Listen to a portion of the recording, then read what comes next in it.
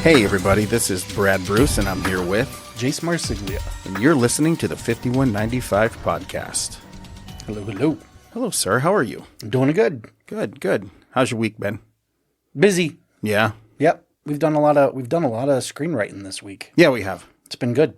I'm happy about that. Me too. We got Really fun stuff. got a lot done. Had a lot of laughs. Mm-hmm. It's good stuff. Yeah. And I think we have more good stuff for tonight. Yeah, we're doing something a little bit different, I would say. For sure. Yeah. It's still within our wheelhouse. It's still nostalgia based. yeah. Still, still steeped in nerdery. Mm-hmm. But it's also something that you and I do not see eye to eye on completely. Right. So I think it breeds good debate for tonight. I agree. And that debate is comic books. The world of comic books. Print, TV, film, Cinema. all of it. Yeah. Yeah. And we are coming at it, admittedly, as two people who do not know comics the way Kevin Smith and his team do. Right. Like this is not the episode to listen to if you wanted any sort of formal education No, not at all. into comic books. No. It is not a deep well. We are just fans. That's it. That's it. We're surface fans. It's like Caveat, we are fans of what we like. that's true. It's not everything. Though there's a little something more to that on my side, I will say. Okay. Because I'm such a fan of comic book movies, because I've enjoyed certain movies, like the MCU, for example, which we'll get into, I wasn't a big Marvel reader as a kid, but I've watched all the Marvel movies. So whenever a new movie would come out, like, say, Guardians of the Galaxy, for instance, I didn't know who the fuck they were. I've heard of them. I had no fucking idea what it was. I gave the movie a shot, and based on my thoughts on the movie, I would retroactively go back and look for comics. So that would be my thing, where it's not so much what I like. I was using the movies as a jump-off point to go back and get some roots. You know what I'm saying? Mm-hmm. So I kind of approach it almost from I don't know what I like yet. And It's not the way to do it, really, by watching a movie. A movie's not the best representation. But if I enjoyed a movie enough, like I didn't read any Black Panther. I never read any Moon Knight or, Echo, or I didn't read much Daredevil, even though Daredevil was the closest to Batman on that side. Mm-hmm. But I'd watch these shows and these movies and be like, I need to fucking flip through some Daredevil. I need to check out who this Guardians of the Galaxy is and Black Panther. And so I retroactively found more that I liked because of being a cinephile. Yeah. That was my kind of backward-assed way of reading more comics, I should say. So even as a kid, did you roam the aisles of comic book shops? I did, and I was always entertained by everything. I mean, it wasn't... But were you a buyer? No, and that's the thing. I had an uncle, my Uncle Dwayne. He used to run a comic book store, and he would be the guy who'd be like, I got you a stack of cool shit. Cool, because I was a little kid. Mm-hmm. And my dad, when we'd go to the comic book store, he used to buy Star Trek comics, which I think were from DC at one point. And of course, he would get me and my brothers whatever we asked for within reason. We weren't walking out with hundreds of comics. Yeah. He'd give us a couple here and there. But I liked everything I looked at. Everything looked like a portal to something new and exciting. But I knew what I'd walk out with was limited. So I just stuck with Batman. Yeah. I was always a Batman kid. Had stacks and stacks of Batman comics. So yeah, knowing that I probably wouldn't get more than one or two, I would just go get a couple of Batman comics and admire the rest. Yeah. Like we were talking earlier when we came up with this idea for the episode, a lot of my formal Marvel education came from trading cards. Okay. When I was a kid. That was 90s, right? Yeah, those 90s Marvel trading cards where they would have the stats, they'd give you their strengths, they'd tell you who their villains were. And then I think deeper into the pack you got, some cards were just Spider-Man versus the Lizard. And it was just a cool picture and, This is right from the panels. right, exactly, and the artwork was always cool, but it was like I never bought Marvel comics. So when Marvel movies really started taking off in the late 90s, early 2000s, I only knew what I knew from cards, and I would just go see the movie and fill in the blanks. Yeah. Or I guess in the case of, say, X-Men, there was the 90s animated series, Right. which I loved. I watched that. I watched some Spider-Man cartoons. But no, the comic stack was either Batman or after my big Creepshow epiphany, when they started re-releasing EC comics in the 90s, I was getting those because I knew that that's what inspired Creepshow. Right. So I started getting horror comics. And then at some point, a neighbor of mine got me tuned into Dark Horse because he had Alien versus Predator. And I'm like, holy shit, that's perfect. Alien versus Predator. Who would have thought? Yeah. But Dark Horse had Terminator. It had The Thing. It had Indiana Jones. And I really got into those too. So I started, if I didn't get Batman, I would kind of wean off and be like, what movie do I want to see as a comic now? And I'd be like, ooh, there's Alien comics, there's Predator, there's Alien versus Predator. I was a big Indiana Jones fan, as everyone knows. Indiana Jones would have these like 3 or 4 issue arcs. So I'd go pick those up. But yeah, Dark Horse was another one that I got into, and that led to like Hellboy, which was awesome. Barbed Wire, The Mask, all of which became movies. There's hardly a property out there now that hasn't become. And you discovered these before they were movies. Yes. And got excited when those movies came out. You Right. know? But yeah, so I was a big into DC, Dark Horse, and EC for a while. Yeah, I mean, I think I'm almost in the same ballpark as you with this stuff because, like, I actually was lucky enough to work at a comic book shop in 1990, and that's where I discovered my love of these like one-shot comics, and limited series, underground comics, things like that, and like that's where I first like picked up like an 8-ball, not Coke, but just the comic book. With a side of 8-ball? Yeah. And, maybe a pizza? yeah.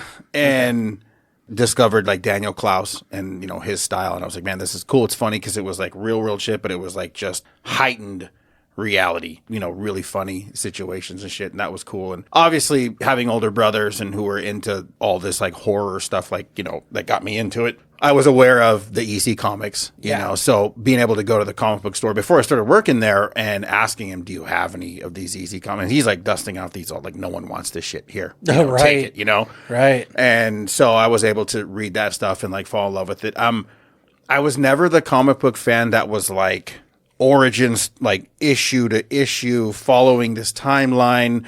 This is his backstory. He appeared in this one. This is a crossover, all this shit. I knew the terms just from working there. Sure. But as far as like diving into that world, never interested me. I was Superman and Batman. I was a guy who wanted to dive into all that. I wanted the crossovers. But it's just not financially feasible. After 70, 80, 90 years, there's no way of knowing where to start, where to stop. I'm also not a huge fan of Golden Era. Really? Batman, Superman, all that. Because, You're not? Because to me, it's fun to see the roots. It is. And I've read a lot of them. It's like hokey. It's kind of silly. Like, there was a Superman comic that just to this day makes me fucking laugh. It is so funny. He needs to infiltrate a circus because I believe the mafia is muscling the owner of the circus. Hey, you need our protection and bad things will happen, blah, blah, blah. So Superman, in helping this guy, he runs up and he goes, let me work your circus as the strong man and I'll take care of these guys. And he's just like, are you sure these guys are pretty tough? And Superman goes, well, look what I can do. And there's a panel where he literally kicks the guy's trailer that he lives in into the fucking sky and destroys it. Like, look, I'm strong. Goosh. And of course, the next panel, the guy's like, oh, Superman, thank you. You are strong. And I'm sitting here like, your home is on the moon now. I was like, what a dick move, Superman. It was hilarious. A very early Captain America with Red Skull. At the time, Red Skull was a mask. Wasn't even a visage. And I'll never forget the panel where Captain America thwarts something and Red Skull half in, half out of a doorway goes, "You got me this time, Captain America, but I'll be back with more murder." And it's hilarious. It just fucking makes me laugh. So it's one of those deals where I'm like, if I were to really start hardcore, I wouldn't know where comics started being serious. Like the darker Batman stuff. Like, I know in the 70s it started becoming more... I mean, I would even say late 60s. Really? I mean, I didn't know if we were still in the Brave and the Bold or... Yeah, no, late 60s, 70s, it was pretty raw. But what's funny, and I will say this, I can't do it so much with Marvel, but with DC, especially Batman, Golden Era Batman, where Batman and Robin are just smiling. You know, it's just almost jolly Batman shit. Yeah. I can read those and hear Adam West and Burt Ward because it's hokey. With all other comic books, I do cast the voice in my head of the people I watched. Yeah. Because I do this in reverse. Right. You know what I mean? So the Golden Age Batman, I almost give it a pass because when I see Joker, I think of Cesar Romero. Yeah. Riddler, it's definitely Frank Gorshin, you know. Right. But like the Marvel Universe, I don't know if I could do that. I could probably Golden Era picture or listen and hear George Reeves or Steve Reeves. I forget In the show? the show. George Reeves? Was it George Reeves? You know, the Golden Era cinema, you know, they match. But once Batman got serious, it's Kevin Conroy or bust. Yeah. Rest in I mean, peace. I see that.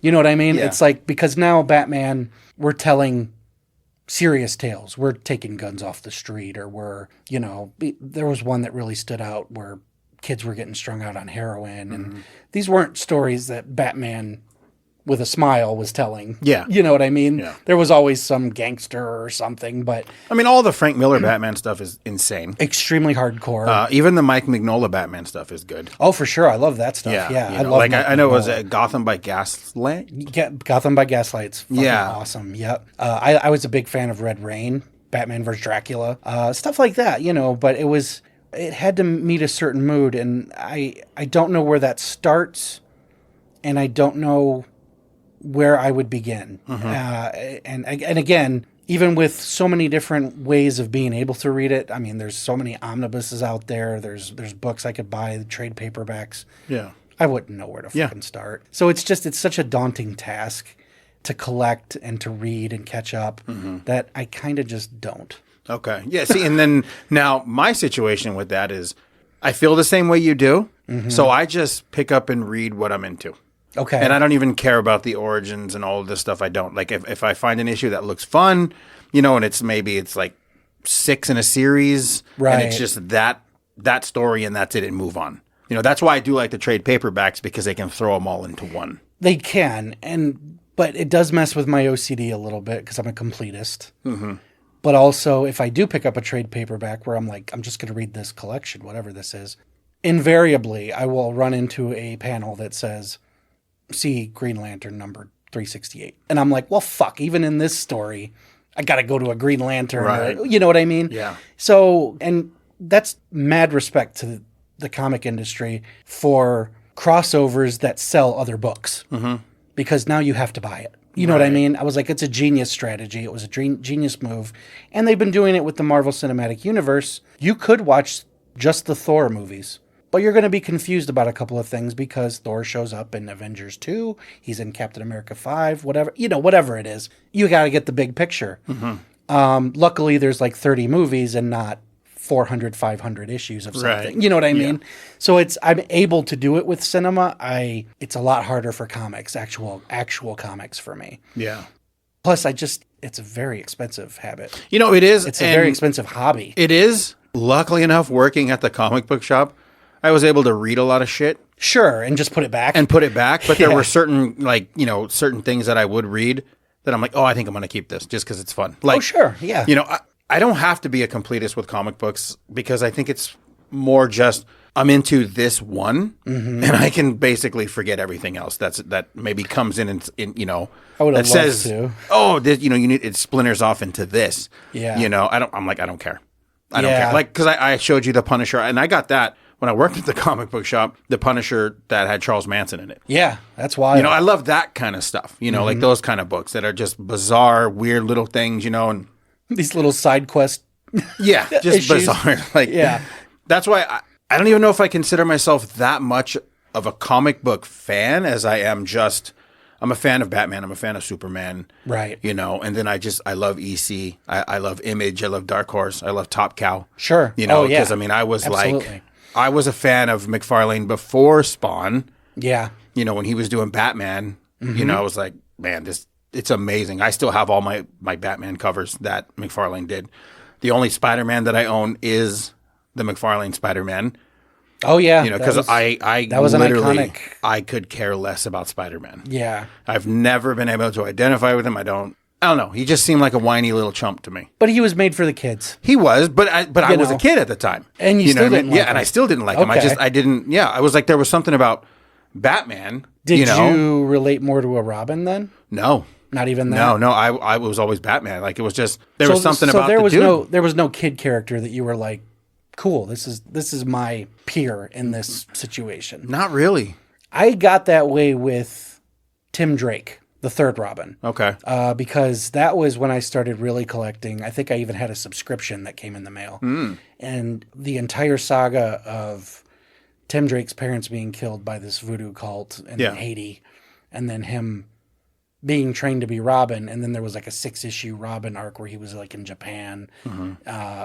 Robin Part 2, it was the first time Robin had fought Joker since Jason Todd had killed the last one. Just deep shit, you know, and it was like I really got into that stuff and was like, I'm really a Robin fan right now. Yeah. I'm a huge Robin fan right now. And it took 3 Robins to get there. Yeah. But to me, Tim Drake was the Robin. As much as I like Dick Grayson, I like him more as Nightwing. But yeah, it was just one of those deals where Robin, I didn't really have a kid to latch onto, but Robin would probably have been the closest. Okay. Because again, I wasn't buying Spider-Man. So I didn't really, I was kind of ambivalent. I didn't think one way or the other. And when I did read Spider-Man, I was reading it more for Venom because he was the scary looking one. Right. Right. You know, that appealed to my horror tastes. Yeah. You know, he's this monster version of Spider-Man. Yeah, and I was dead even with horror comics and Batman and Superman. Yeah. You know, like that was it. I mean, because I did have friends that were into comic books and they collected, you know, the series. You know, they like I had a friend that had Hulk because of his grandfather. He had Hulk 1 through like 200. Jesus. That's amazing. Yeah, you know, and I was like, that's cool. I'm like, and he would always try to give me shit for it, but I'm like, that's cool, bro, but someone already did this for you. Yeah. And he handed it to you. Like all of my stuff, You had to hunt. I hunt and I found it on my own. Yeah. There was no comics handed down from family members for me. You know, it was like I just walked into a comic book shop and it was like one of the first times. And this was like probably 85, 86. And I was like, wow, I think this is it. You know, this is fucking cool. And I picked up, and I was a fan of Batman because of the 66 show. Okay. Because I would like come home every day, watch it after school. Same. Yeah. My- It was on. My brother would record them for me, you know, and Yeah. it was just so much fun. Even then, I knew how cheesy it was. I don't think I did. You didn't. As a kid, no. Yeah. It was just Batman. It was colorful and exciting and there were fights. Yeah. Now as an adult, I'm like, this is the funniest, Oh, it is. most cleverly written. Yeah. You know, because I know people that hate it because it's stupid. I'm like, no, this is Batman filtered through Airplane. Yeah. At Naked Gun. And they're doing it as deadpan as Oh, Leslie yeah. Nielsen. It is so fucking funny. I've only just appreciated it more as I've grown older. Right. But as a kid, it was just, these are all the guys in my comics and they're fighting, you know, and this is cool. I just enjoyed it for what it was, I guess. And Yeah. the humor went right over my fucking head. The fact that everything is labeled and in the Yeah. Batcave, or Robin in one episode, he says, "Holy Oleo." And Catwoman says, "Robin, I didn't know you could yodel." Fucking hilarious. I forget one of the villains. It wasn't one of the main villains. It was kind of another, like a guest star kind of deal. But he ribs Batman by saying, "Your mother wore army boots." The old insult. And without missing a beat, Adam West goes, yes, she did. And as I recall, she found them quite comfortable. I fell out of my fucking chair. I'm like, this is genius. It's so fucking funny. But as a kid, I probably bounced right off my head, you know, what they were doing. Yeah. And then, of course, 1989 rolls around and Batman, big time, rolls in. And that changed the game for comic book movies forever, in my opinion. Yeah. It did. You know, just was the first one just the way on that Superman level. did in the 70s. Yeah. I think Batman even more so than Superman, honestly. Well, I would say that only because now, to this day, every comic book movie is dark. You know, and that's what started it. Superman, I think, at least the first two were just proof that you could do a really good, serious, big budget comic book movie. Right. It was proof that you could, and it wasn't Batman. The 60s. It wasn't George Reeves. You know, this was like, oh, we might have to look into comic book movies again. These are some big names. This is some really big special effects, you know. But Batman, I think, was the one that blew the doors off in '89 and was like, oh, we can do comic book movies, but we can do them like this too. And this is like noir. I never got into comic book movies hardcore. I was from the beginning. And it was because of Batman and Superman. Yeah. You know, it was just, wow, this is the serious live action version of what I'm reading. And it was just cool. And I wore those tapes the fuck out. Yeah. Batman, Superman, at least 1 and 2. From 3 on, it was like, no. But yeah, I was big into it. And then I think comic book movies kind of died off when Batman and Superman petered out. But then 1998 rolled around and we had Blade. I would even go so far as say 94, we had The Crow. The Crow still influences comic book movies. Oh, well, of course, yeah. 100%. And that's part of that underground It was, collection that I was a fan of. Yes. New Line Cinema did The Mask with Jim Carrey, which was Dark Horse. And I think we got a Barbed Wire movie with Pam Anderson. Stuff like that. But when Blade came out in 98 with Wesley Snipes, it was as dark as Batman, but way more violent. It was serious. It was rated R. It was kind of like, okay, this is Marvel again. They haven't seen a Marvel movie since Howard the Duck. You know, it was like, wow, okay. And I think based off of the success of Blade, that's how we got X-Men, Spider-Man, Hulk, Daredevil, you know. Yeah. I think Blade opened the doors the way people don't really recall. In fact, they don't recall it because people have gone nuts over, why is Deadpool rated R? Comic book movies shouldn't be rated R. And it's like, dude, Blade was rated R. The Crow was rated R. The fucking Punisher was rated R. This isn't new. Yeah. But I do think as far as comic book movies now, particularly now when they're bigger than they've ever been, I think they owe a lot to Burton's Batman, The Crow, and Blade. Those are the three that I think were like, you can make a lot of money off of comic book movies if you do it right. Yeah. But yeah, based on the success of those, that's when I went back and started reading some of these other characters because I was like, I didn't even know who Blade was. I didn't know. So it was like, oh, cool, Vampire Slayer. So, and again, horror. Right. We're in vampire territory. He's staking them. There's blood everywhere. Yeah. It was fucking awesome. Because the comic books are great. Are they? Yeah, Yep. I never really got my hands on too many of them, but yeah. Like, I'll be honest with you, I like the comic books better than the movie. Really? Yeah. No kidding. Yeah, I did. I mean, the movie was fun. Yeah, And they're fun I saw it in the flicks. theater and I bought it, and then I was like, I never watched it again, even after owning it. Yeah. No, I liked it enough that I went and seen the second one that Guillermo del Toro did, which I thought was even better. Yeah. I'll agree with you on that. It was definitely and scarier. But whatever. I think that's why. Yeah, those vampires in that movie were almost like vampire. Yeah. Nosferatu meets Predator or something. The way their mouths would open up, and it was scary. It was Yeah. a good scary comic book movie. Right. You know? Right. But no, I mean, I really got more into the movies than the books. I've kind of stayed that way. But Yeah. I've used the movies as jump off points. For me, Marvel comics, they were Frankenstein in the 70s. Oh, really? Because they did a big run of Frankenstein. There was Tomb of Dracula too. Yeah, I didn't really care for it that much. No, I never read either one. I like House of Secrets. Okay. Those are really good. Yeah. And I think these were all kind of like piggybacking off of EC. Oh, sure. You 'Cause, know, yeah, even though EC got just completely destroyed by parents Yep. in the 50s. And that's why, EC's career was only a few years. Oh, I think it was like 54 to 57. something like that. It You wasn't know, long it was at not all. it wasn't long at all, Yeah, and no. luck, and it's weird because I think it's why I do like DC more than Marvel, because EC became DC. It did? Yeah. I had no idea. Yeah. Okay. Yeah. I don't know, it's weird. I think DC is a little more real, a little more raw with their characters. Probably. Marvel's very polished.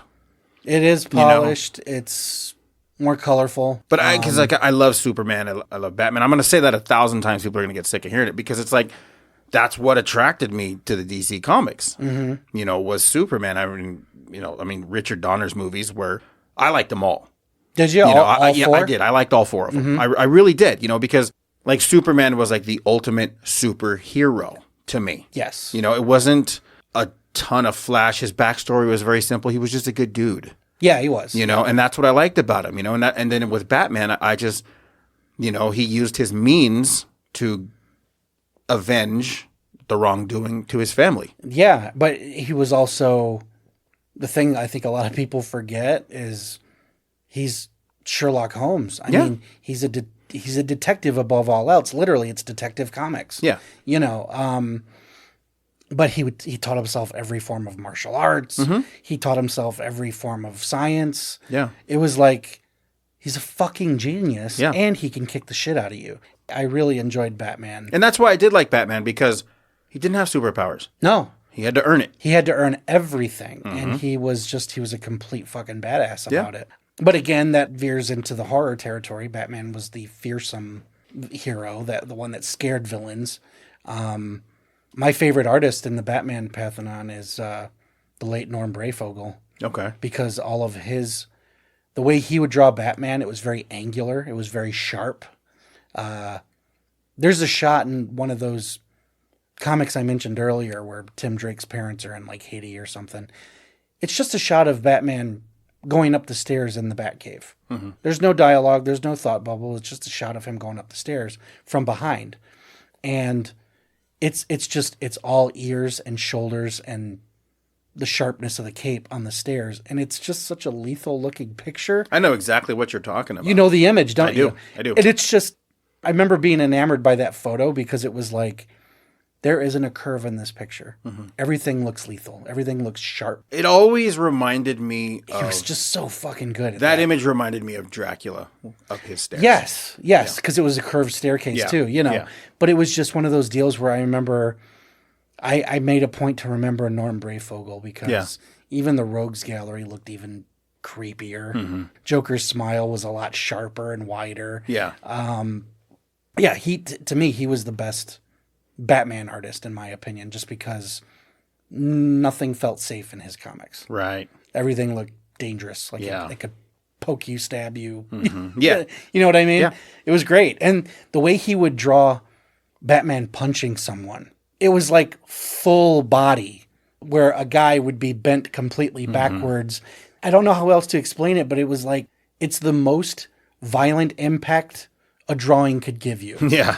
Like, it looked like he brought the fist from hell and just knocked the shit out of you with it, as opposed to the typical pow zap, you know. This looked like Batman leveled the fuck out of you. And usually in that panel where he's swinging, all you see in the cowl, it's all black.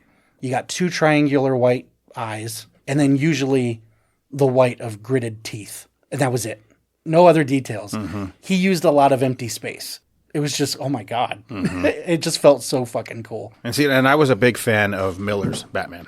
Miller's Batman was cool. I just thought he felt a little too wide. But see, I love that. He was beefy. He was a big fucking... Yeah. It was like the Hulk was Batman. Yeah. I did like that for some reason. A lot of people did. And even if I didn't like the aesthetic, it was still incredibly gritty stories. Yeah. Loved it. And again, for me, like I said, that's it. It's not a deep well of comic book love. It's horror, underground, and then, you know, Batman and Superman. You know, it's like, I mean, you look at my collection, it's like, do I have a lot? Yeah, I do. I do have a lot of comic books, you know. I have a lot of trade paperbacks. I have a lot of single issues, but they're mainly one-off stuff. Like I was telling you earlier, I'm a big fan of Jimmy Palmiotti. I like Jonah Hex. You know, I like that story. It's fun, but it's simple, just one-shot stuff, you know, one and done. Right. You know, like I have a ton of trade paperbacks. The majority of them are Batman, Ninja Turtles. It's not a lot. So when this whole Marvel movie craze started, I wasn't excited from the get-go. I wouldn't even say you're excited now. I'm not. I'm not. You know, I've been trying to sell you on these for years, and I've all but given up at this point. But it's like, to me, when you watch those films as a filmmaker, I just think it's cool to be able to hop from one franchise to the other, Right. and get more story here that when you come back, it's still resonant. There's things about this universe that have made old movies canon when they've opened up the multiverse, and it's like, holy shit, even the movies that this studio doesn't own. Mm-hmm. They're part of the story now. Yeah. They're valid. You don't have to look back and go, God, they rebooted Punisher like 3 times. Well, all 3 of them now exist in their own multiverse. Yeah. And it's all part of this world. Mm-hmm. And to me, that's just genius writing. And it's also, to me, it harkens back to Universal Monsters. It's the only other time that I remember where a studio was like, you know what, we've got all these toys. What if we put the Wolfman with Frankenstein? What if we had Dracula fight the mummy? You know, nobody else could do that. And now they've done it for 30 movies. Yeah. It's fucking amazing to me. Like, it's mind-boggling that they were able to do that with so much. Mm-hmm. Now it's like, you know, we watched the Marvels a couple nights ago. That's probably one of the more recent Marvel movies. And there's 1 or 2 cameos in the movie from people from completely unrelated stories. Mm-hmm. You know, like someone from one of the Thor flicks shows up at one point. Yeah. And it's for a key moment. It's not a gratuitous thing. Yeah. But it was like, oh, she's part of this movie now. I don't know. It's just, I've never gotten involved in a film franchise before the way I have with MCU, because it requires you to do the work. No other film I can think of does that. Mm-hmm. A movie might require you to do the work within its runtime, but to watch a universe build in cinematic terms, Yeah. never seen it before. Ever. You know what? It's none of those characters ever resonated with me. Me neither. They were never like, oh my God, this is fucking awesome. Like, I want to see everything this guy's in. Mm-hmm. My favorite Marvel character is the Incredible Hulk. Okay. But the old TV show Banner, with Bill Bixby. Bill Bixby. Yeah. And Lou Ferrigno. Mm-hmm. That's it. And it stops there. Like, which is canon now. That's part of the right. But it's also like, I don't care about the new ones. Like, I don't want to watch it. I don't care. You know what I mean? Like, it's just not interesting to me at all. You know, it's like, there was one point, we have this friend that they sell movies. Yeah. Out at Frankensons. And I said, can you assemble all of the Marvel movies for me? And she was like, okay. So, and this at the time, I don't know, I think she had a fucking healthy stack. It had to be like probably 17, 18 movies. I was going to say, at this point at my house, I do have a shelf for just the MCU. Yeah. It's at least 3 rows deep. Yeah. So she hands me this stack, and they're all, you know, whatever, the Blu-ray, 4K, whatever bullshit, sure. You know, because I'm just like, give me the best of whatever it is, because I don't fucking know any of this shit. So she puts this whole thing together, gives it to me, gives me a price. I buy them, I bring them home, I set them on the shelf, and I'm like, I don't want these. And then I was like, and I sold them all. Yep. Like, I never opened to one because there was just no desire. Yeah. You know, it's like there's just no desire for the Marvel universe, for that we don't fit. Yeah. We just don't fit. You know what I mean? We don't. And Yep. It's not that I hate it and I'm just like anti. I just don't want to invest the time in a series that I don't care about. And you would have to. Yeah. To get the full picture. Right. Because I went to the theater and saw Iron Man and I didn't like it. You didn't like Iron Man? I was like, oh, I thought Iron Man was the fucking shit. yeah, I'm sitting there and I'm just like, all right. Yeah. The only thing I liked about the first Iron Man is the suit that he built in the cave. Oh, the rickety one. And then busted out. I was like, that's cool. Which is the way it looked initially. That's exactly what it looked like. Yeah. And then, and you know what's really funny is I have Iron Man #1 in the comic book. Oh, yeah. The original one. With that outfit. With that outfit on the front. So I was like, oh, that's cool. You know? The old Mach 1. Yeah. And then but after it started going, I was like, no, this ain't for me. I was really sucked into Tony's story. Okay. And I was sucked into the conflict he was put in when he found out the very terrorists he was apprehended by were using his weapons. Mm-hmm. That's just a good conflict. Good character conflict. See, me, I'd rather be like, I'll watch a James Bond movie. I've seen all those too. Yeah, you know, I love, but I mean, we can get into a James Bond discussion on another show that's because a whole nother episode. because here's the problem: when I say my favorite James Bond, everyone gets pissed. It's Roger Moore. It is Roger Moore. Shit. Yeah, it is Roger Moore. Like, no, I liked Roger Moore. It is, but that's the thing is like I've had friends in the past. Let's go. I'll buy your ticket. Let's just go see these. Oh, for Marvel or James Bond? Marvel. Oh, okay. And I'm like, no. No. No.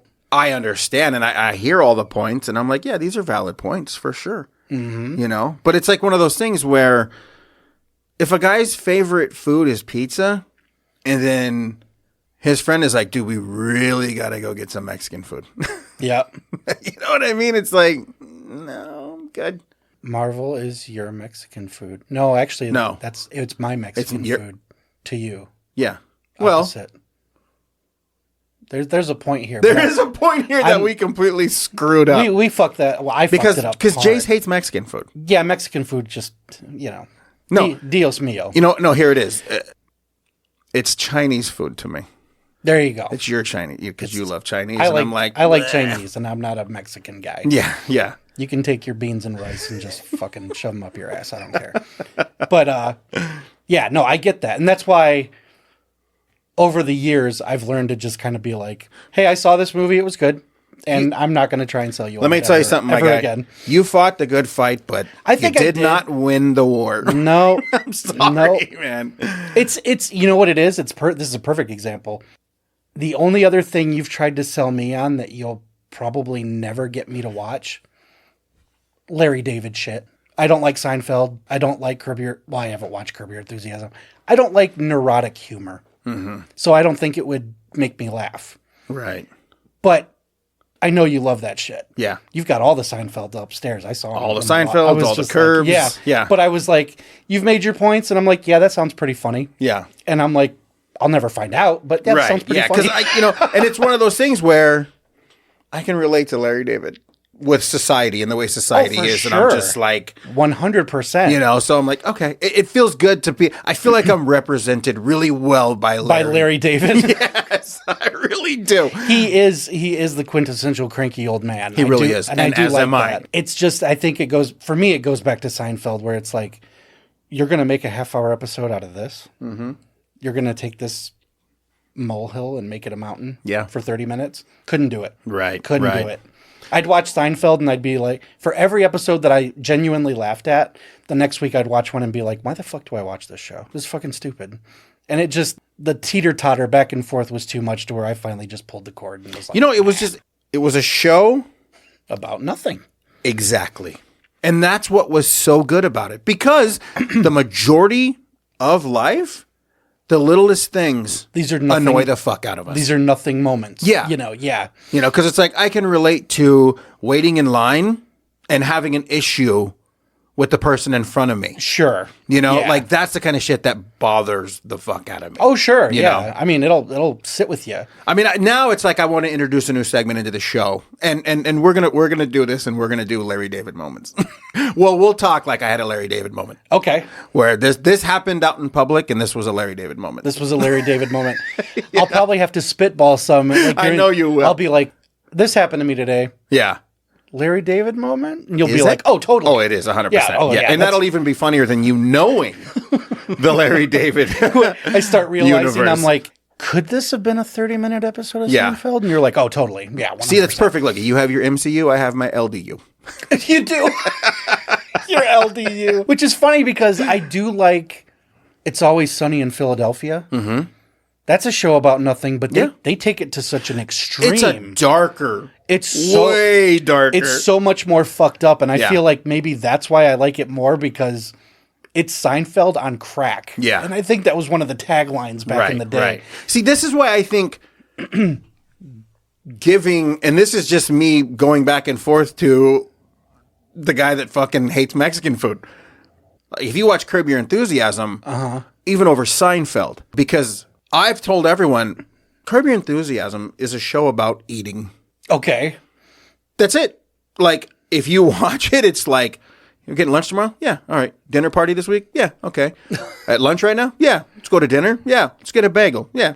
It's wow. Everything is centered around food. Okay. And in this business, like in the entertainment business, it's a lot centered around lunches and dinners and, Sure. you know, so it's like this focal point. It's like breaking bread.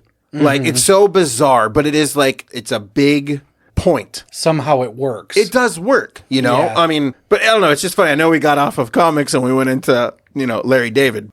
Getting back to comics and Larry David. This might be one of those things where, how about when we'll just do a one for you, one for me? Oh, what do you mean? Well, you give me a list of Marvel movies, and then I'll give you a list of Curbs to watch. I feel like we would just be setting each other up to fail. It would be great material for the show. It would be great material for debate, probably. Yeah. I can't see either one of us coming in and being like, yeah, it was exactly what I fucking thought it was, and I kind of hate you for giving but it see, to me. I mean not separately. I mean together, so we can share in each other's love for what they're watching. Oh, wait. So you're saying hook up the mics and us watch it in real time? Oh, no, I mean, we could do that as well, but I'm saying like, oh, tonight we're going to watch, you know, the MCU #1, whatever that may be. Oh, I gotcha. Together. Yeah. You know, and then you can kind of do the nudging. See? Versus, I told you. homework. Right. You know, and then it's just like, okay, well, here's Curb Your Enthusiasm, episode #1. Uh-huh. And I'm not even talking in the seasons. I mean the HBO special. Because it started as an HBO special. Oh, it wasn't like a pilot? He did it as a joke, like as a goof, and then it just... They're like, oh, man, this is We might have something here. And then now here it is, like 11 seasons later. They're on their last one right now. They're starting the farewell season. Yes, you did tell me that. You know, so Yeah. I think it would be interesting. Would it be, though? Because my Marvel #1 you've already shat on.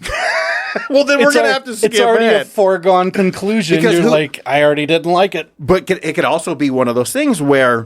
Do you think a second viewing, you'd be like, well, maybe Well, not even that. It could be one of those things where I'm watching something in a latter movie that makes the first one make a little more sense now. I've done that.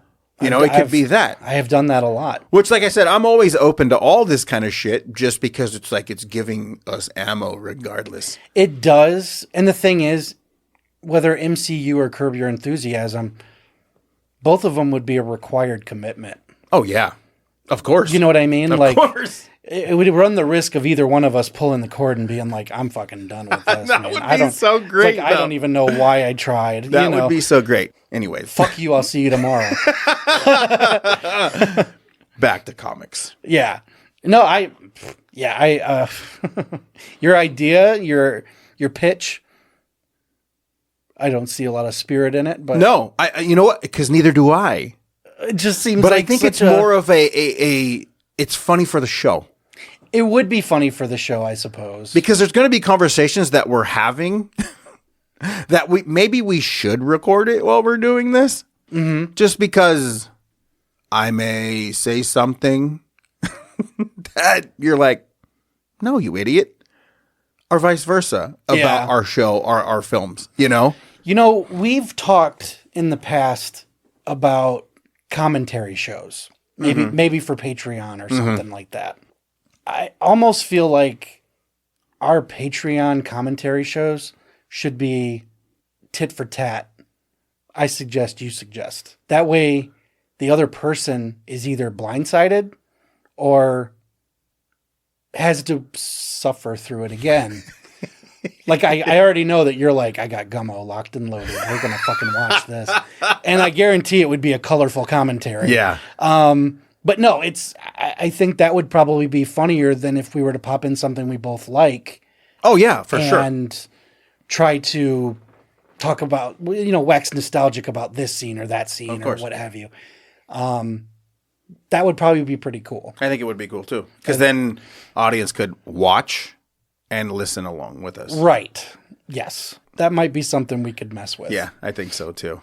But, yeah, I don't know, man. You know, it's one of those things where I tried, I tried, and I think I connected with DC characters more. I don't know why, because, even like cartoons, you said, you like the X-Men. I tried to watch the X-Men cartoon. I didn't like it. As a kid? Yeah. Yeah. But you give me Super Friends? Yeah. I was all over it. Justice League? Are we talking post Batman animated series? My 70s? era. Yeah, my era. Okay. Like the late 70s, early 80s shit. Yeah, like that. Yeah, those were fucking dumb. I was into. I know, and that's the thing is like so many people like they do because like Scooby-Doo showed up at some point. And yeah, you gotta be and it was funny. like this is me. This is the shit I'm into. Yeah. because it's like I hated Batman Beyond. Batman Beyond. I thought it was. Oh, is that with Terry McGinnis? Yeah, I thought it was terrible. I enjoyed it. Yes, I thought it was. It was Blade Runner like. You know, yeah. but, I wasn't. But no, I mean, in the shadow of Batman the Animated Series. Yeah. No. Yeah, no. There's nothing better than that. No. There's nothing better than that. I still watch that religiously. Me too, and I've got the Blu-ray set, and I love it.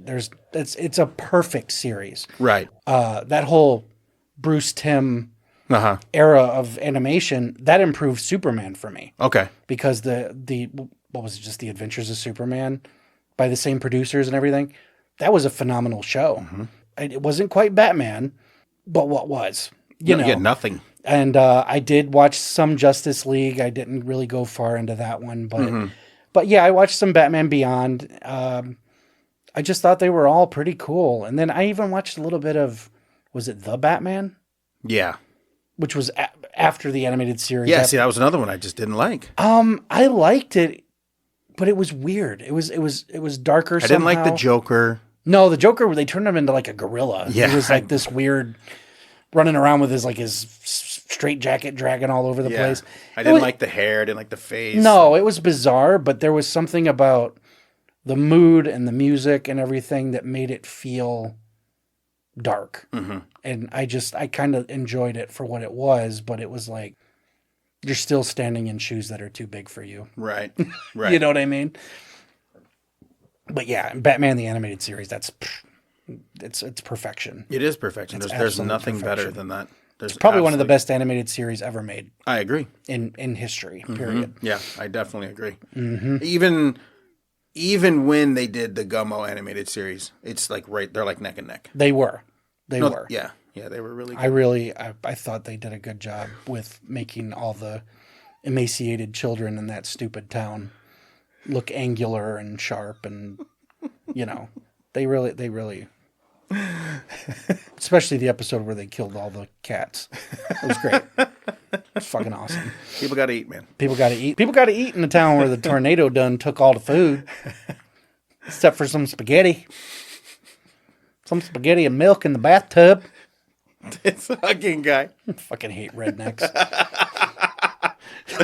Well, let me see. I'm sorry. You want to give our email address real quick? 5195podcast@gmail.com. But if you're a redneck, you don't have a computer. So oh my God. You just got, a tin can on a rope, and I'm not too worried about hearing from you.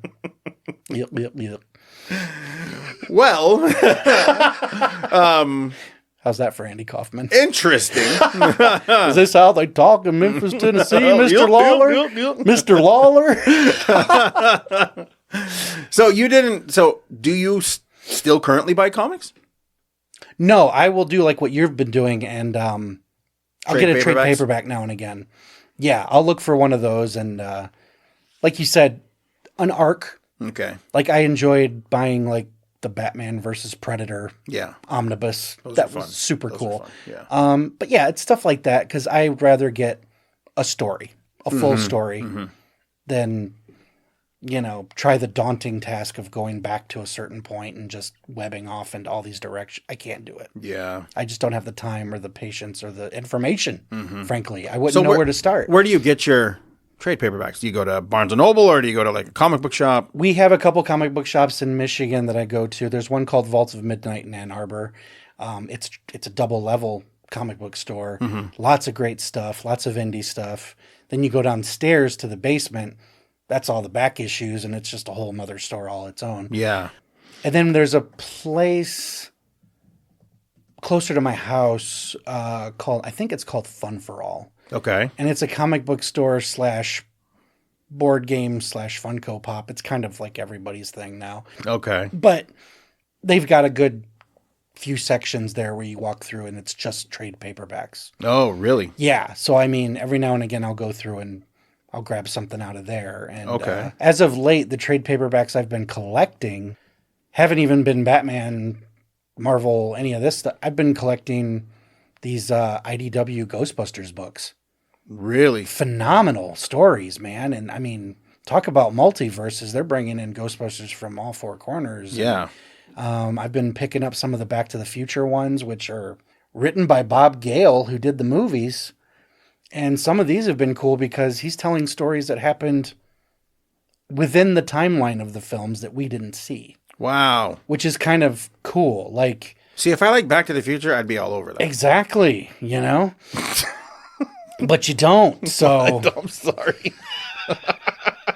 No, there was one story that stuck out because it was like, at the end of Back to the Future 1, Doc shows up in a flying car. Okay. And he looks different, and he's been in the future, and all these souped up things. There's a whole story about where he went when he dropped Marty off at the end of the first movie. He goes to the future.